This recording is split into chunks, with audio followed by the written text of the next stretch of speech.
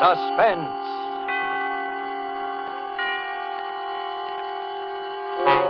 Tonight, To Find Help, starring Frank Sinatra and Agnes Moorehead. My roomer, Mr. Armstrong, tried to warn me that morning he left on his business trip. I remember we were just finishing breakfast and he was rather in a hurry. I don't care what you say, Mrs. Gillis. I just plain don't like it.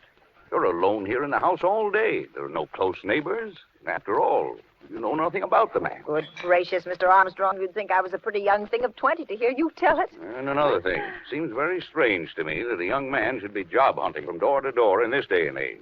Why, there are plenty of jobs to be had. This is why it's so difficult to find help these days. Oh, you're a worrywart, Mr. Armstrong. And now that I've found someone to do my heavy work, I'm not going to let your silly notions change my mind. All the same, though, I'm not leaving the house this morning till I get a look at the guy. I remember I kept worrying about poor Mr. Armstrong missing his train because it was getting to be 9 o'clock. He dried the breakfast dishes for me, and as he talked, he kept looking out of the window towards the long driveway. Hey, Here he comes. Well, I guess I needn't have worried.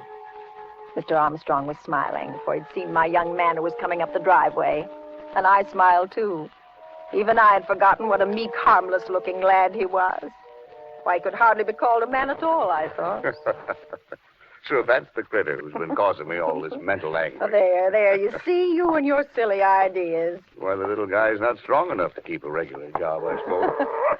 Why, I believe Sarah's getting some of your foolish notions, Mr. Armstrong. There now, Sarah. I'm sorry that we made you nervous about him. Why, if you could see the guy. He'll hear you. Oh, good morning. Good morning. I've been expecting you. This is my roomer, Mr. Armstrong. I don't believe you told me your name.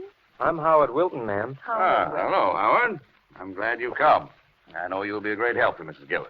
And you'll be company, too. Well, I'm off. Take care of yourself. I don't think you'll have much trouble.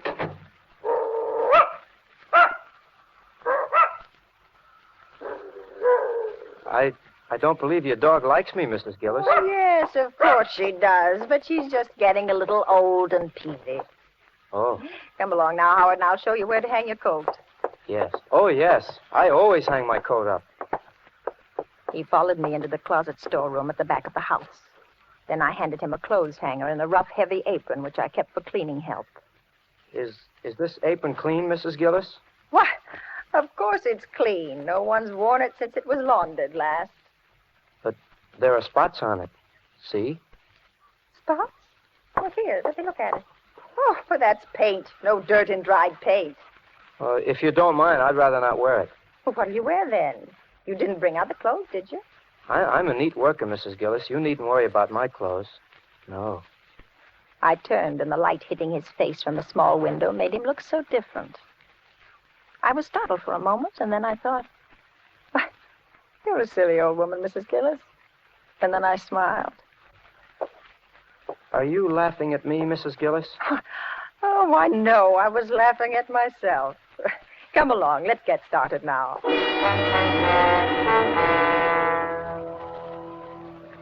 He'd only been at the den floor a short time when I heard him walk back to the closet storeroom.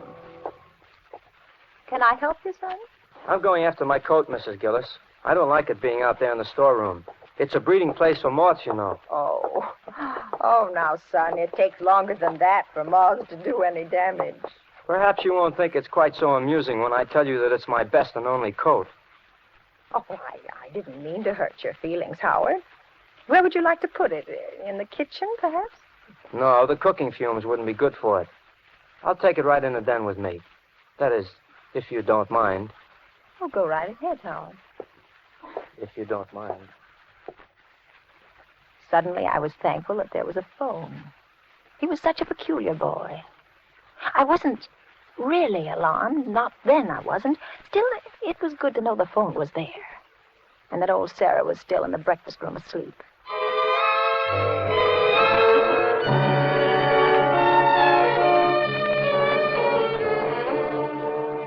I went on about my own work that morning, but several times I went into the den to have a look at him. He wasn't doing much, I could see that. He seemed to keep polishing one small square in the corner of the room. Is there anything you need, Howard? Howard? Howard? I won't be spied upon, Mrs. Gillis. I won't put up with that. Well, see here, lad. I think we must have gotten off on the wrong foot. I'm not spying on you. Then why do you keep popping in like this? Why? Would you like me to go faster? Would you like me to spill out my life's blood for you here on the floor? Is that what you're after? Howard, are you well? Are you well enough to work? Of course I'm well. If only you'd quit bothering and pestering and questioning me. Is that too much to ask? Well, look, Howard, I'm interested in young men. I have 2 boys of my own. They're in the service. You see that Bill on the desk there? He's a Marine. And on the table there, that's Dennis. He's in the infantry. He's overseas. So that's why you hate me. I see it all now. Hate you? Well, whatever gave you that? Yes, you hate me. I could tell it the moment I walked into this house this morning. But Howard... You hate me because I'm young and I'm not in the service like your boys. Why, it never occurred to me. You must know I was grateful when you came looking for work. Grateful? You resented me. The only reason you have me here is to work my life's blood away, to punish me for not being in the service just because your sons are in the service and I'm out. Son, you're ill. Let's put the work away now, and I'll make you a cup of tea. Oh, so you don't want me to do the job, is that it? You're like the Army. There was a job to be done, and they wouldn't let me in. Now you'd like to stop me in the middle of this. I only want you to do whatever will make you feel better. Well, leave me alone, then. Very well. Mrs. Gillis. Yes? I'll tell you why I'm not in the Army, if you insist. I don't insist at all, Howard. If you must know, I'll tell you. They said there was something wrong with my mind. Yes, I just thought maybe you'd like to know, Mrs. Gillis. They said there was something wrong with my mind.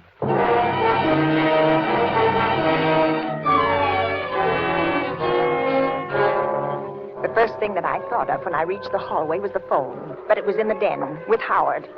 I ran quickly to the back door, but it was locked and the key wasn't in its usual place. The front door, it was locked too. And I heard a crash. It came from the den.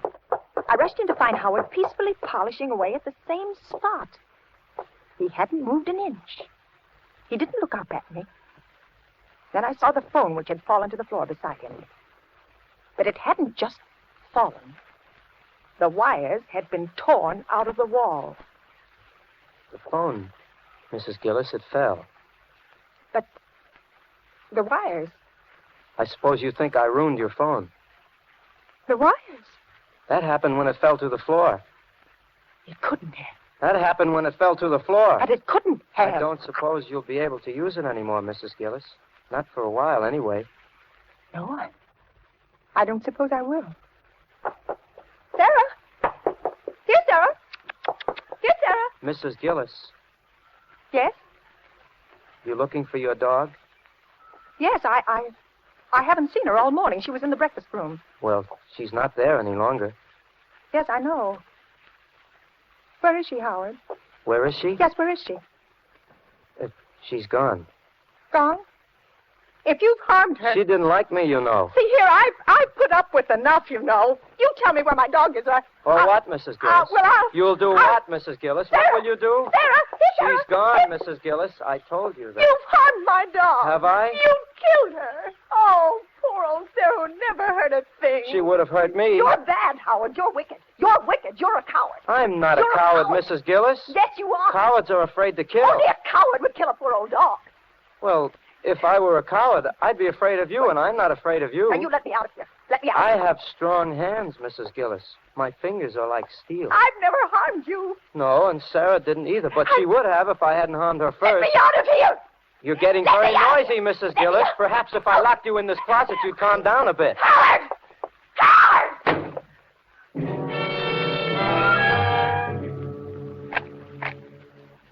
And then I heard the key turn in the lock. For a moment, I had the feeling of unreality. What is really happening? But I found out soon enough that it wasn't a dream. For the dim light from the little square window picked out a limp, lifeless object in the corner among the dusty mops. I knew without looking further what it was. Poor Sarah. Sarah, who never harmed a soul.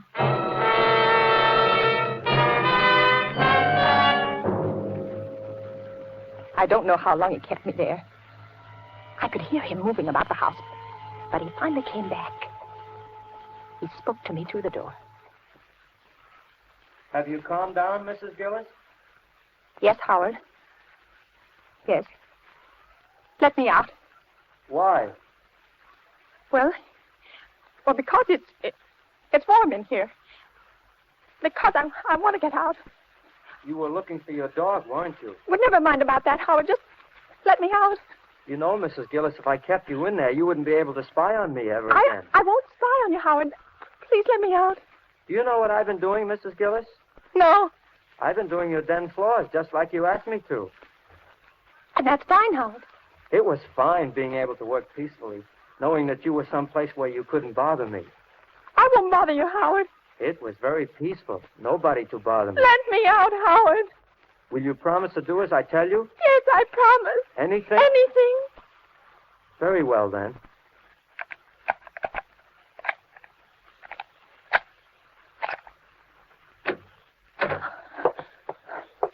Now, no tricks. No. Feel my hands, Mrs. Gillis. He held them out before him. They were thin, weird-looking hands. Then he turned them over slowly, and he looked down at them. Are they nice hands, Mrs. Gillis? Yes. Yes, they're nice hands. But you haven't felt them. I knew better than to argue, and I forced myself to take hold of one of them. It was icy cold, and the floor wax had made it sticky. Have your sons as nice hands as these? Oh, no. No, they haven't. But they got into the Army, didn't they? I'm just as good as they are, you know. Oh, of course you are, Howard. Wouldn't you like some food, lad? You haven't eaten all day, you know. Some food would be good. Let me fix you some. Mrs. Gillis, you know, a woman I worked for once said my hands were weak. She did? Yeah, but she soon found out, however. Well, here. Here now, lad, I have some nice cold roast in the icebox. I taught her a lesson. And it'll only take me a minute to fix some salad. Are your son's hands strong, Mrs. Gillis? Not as strong as yours, Howard. Well, I'll set the table right away. Mrs. Gillis, feel my hands again. They're like steel, you know.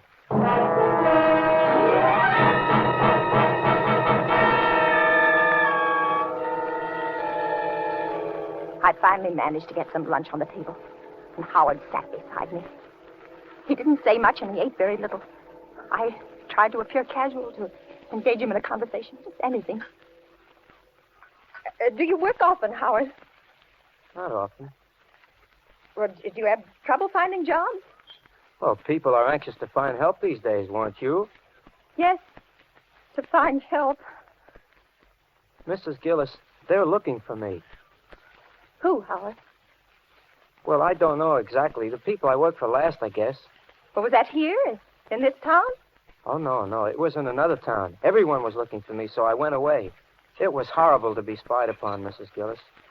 Do you know what it is to be spied upon? No. No, I don't. Would you like to know? No, I wouldn't, Howard. I think I'll spy on you for the rest of the day so that you'll know how it feels. No, Howard.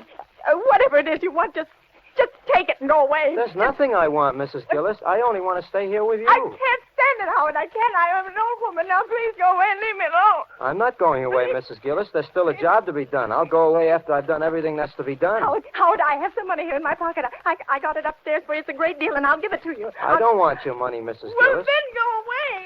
Oh, that would be foolish. Then you'd tell on Oh, me. no, I wouldn't. I wouldn't really, Howard. Go away, and I'll never tell us so that you've been here. I won't tell I us don't so. believe you, Mrs. Gillis, and I don't trust you. There's only one way of being certain that you won't tell, and that... My heart jumped. For when I looked out the window, I saw that it was the milkman. Howard moved quickly to the window with me. Tell him to go away. I can't. I've ordered some extra things. And go into the storeroom until he goes. I can't, Howard. He knows I'm here, and he'll expect me to pay him. You promised to do as I told you. Now, will you tell him to go away? Howard, Howard, if I tell him to go, he'll think something's wrong, and then you'll get caught for sure. All right, Mrs. Gillis. Take whatever you've ordered, but if you pull any tricks, you'll be sorry.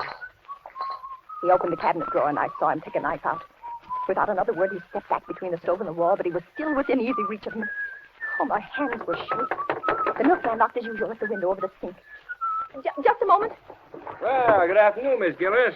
Good afternoon. Lovely day, isn't it? Yes, it is. Miss Gillis, I think I have good news for you. Oh, you have? Yeah. Beginning the 1st, I think we're getting some badly needed help. In the future, your deliveries will be made in the early morning. Well, that's nice. I don't believe you ever did like these late deliveries, did you? Well, I had never really minded. Well, if all our customers were like you, Miss Gillis, it wouldn't be such a bad world. Here you are. 1 quart of milk, a pint of half and half. Bye, Miss Gillis. But the extra things, you forgot them. The extra thing? Yes, the extra things. Now, don't tell me you've forgotten the eggs and the butter. I'll get them right away.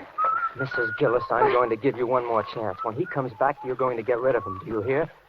And if you give me away, I'm going to kill you. I'll kill you before he can get inside this house, and I don't care what happens to him. I won't give you away, Howard. I won't give you away.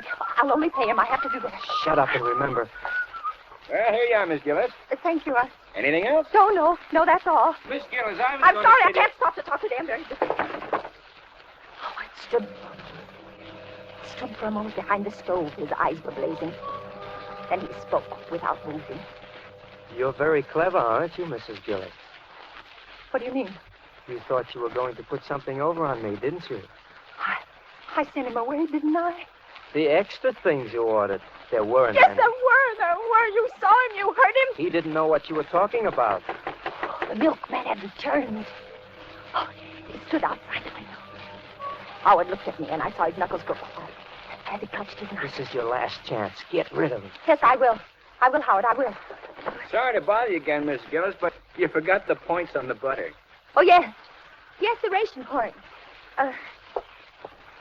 Here you are. Sorry I had to bother you, Miss Gillis, but you see, I have to Yes, account I'm busy. Can't you see I'm busy? Tell me when he's gone, Mrs. Gillis. I stood by the window and watched. He got into his truck, and then he drove off.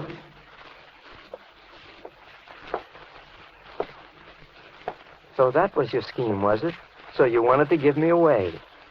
He's gone now, Howard. You thought he'd save you, didn't you? No, I sent him away like you asked me. Do you know what would have happened to I me? sent him away. Do you?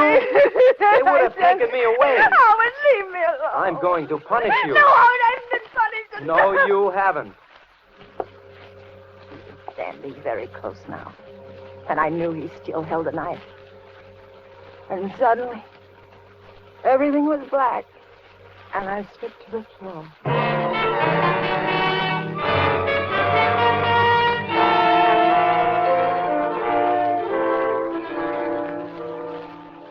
When I came to, I was in a den, on the den floor. My head throbbed. Then I remembered everything. I laid there for a moment and listened. Then I heard a sound. A soft, swishing sound. Suddenly, the hall clock began to strike. Why, it was 5. I'd been unconscious for longer than I'd thought. I sat up. The room had already turned dark in the late afternoon light. But I could see him now. He stood in the middle of the room. He was pushing my heavy floor polisher back and forth. Back.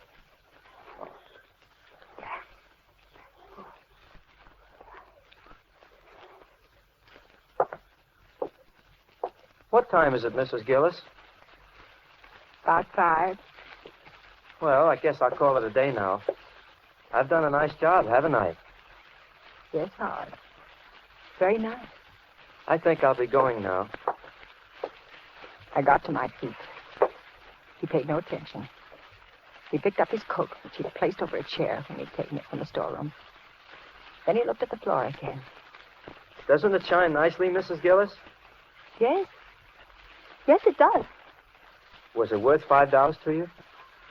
Oh, yes, Howard. I have nice hands, haven't I, Mrs. Gillis? Yes, Howard, you have. Here, take the money. Thank you. You know, it's a pity they have to be used to polish floors. You've done such a good job, Howard. I'm going to give you a few extra dollars. Thank you. Will you be needing me tomorrow, Mrs. Gillis? No, thank you, Howard.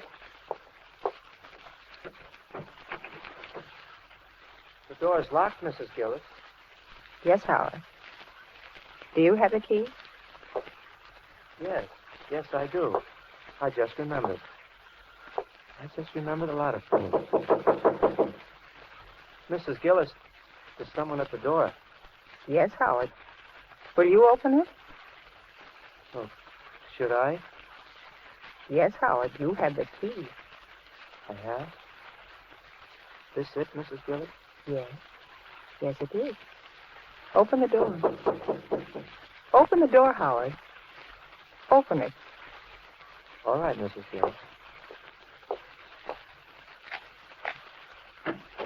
Hello. I'm Mr. Stevens of the phone company. Your phone's been reported out all day. I'm sorry we couldn't get around any sooner, but we're really swamped. Mrs. Gillis, is your phone out of order? No, there must be some mistake. Well, now, that's strange. We've had several reports. Maybe I better run back and check my books in the truck. Just a moment, Mr. Stevens.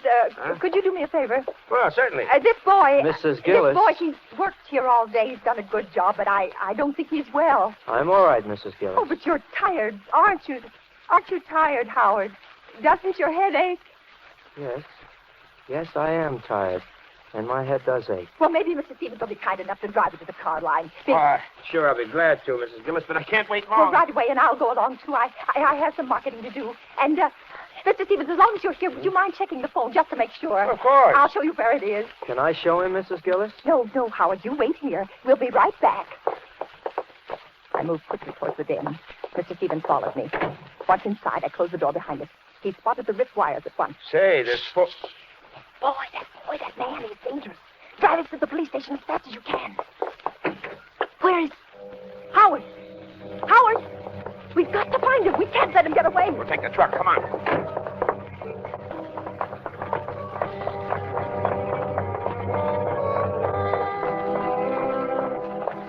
But when we reached the car, I suddenly saw him. He was sitting in the front seat with his coat folded neatly over his lap. Were you looking for me, Mrs. Gillis? Yes, Howard.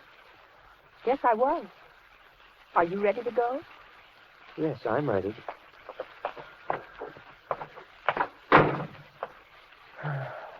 It's very kind of you to do this for me. I'm very tired. I can't seem to remember things. Well, don't try to, Howard. Well, we all ready? All ready, Mr. Stevens. All ready, Mr. Stevens.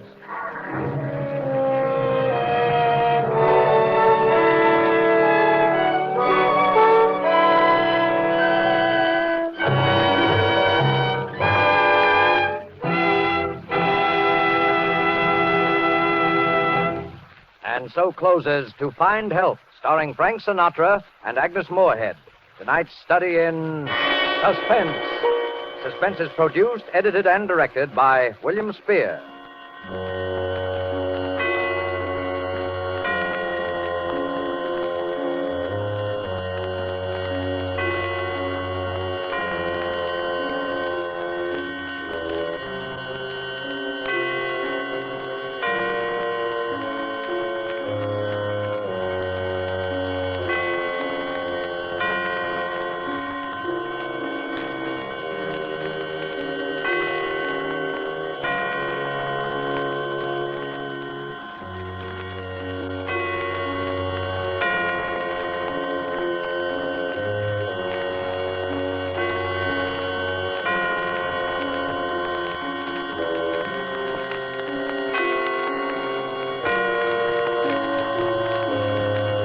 This is the Armed Forces Radio Service.